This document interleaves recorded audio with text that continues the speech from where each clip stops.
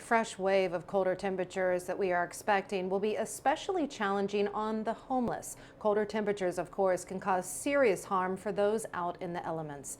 KWWO's Diego Hernandez tells us about a resource that they can turn to. He now joins us live in Waterloo. Diego. Well, a local nonprofit knows that the need for shelter is great, especially on winter nights like these when the weather is as cold as it is. So they opened up their seasonal shelter again. Some adjustments did need to be made, but they are still open for those who need it. We're just going to make sure that they've got a place to be safe and warm that night.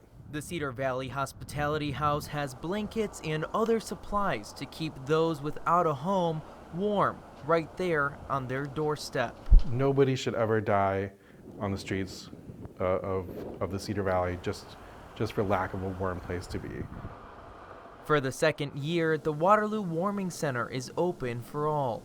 It's just an emergency place for people to quickly get off the streets. Face masks, sanitizer, extra cleaning, and spaced out beds, along with a few extra safety protocols, is what's different this year in light of the COVID-19 pandemic. If somebody does come in that's got symptoms and such, we refer them to get testing, and then we've got protocols in place where in case someone in the center would test positive, we then work with the Emergency Operations Center to provide other emergency housing so that we don't have an outbreak. So for those who need a place to stay in the coldest hours of the night, the Warming Center is open and ready to welcome people in. We're not going to turn people away in the cold.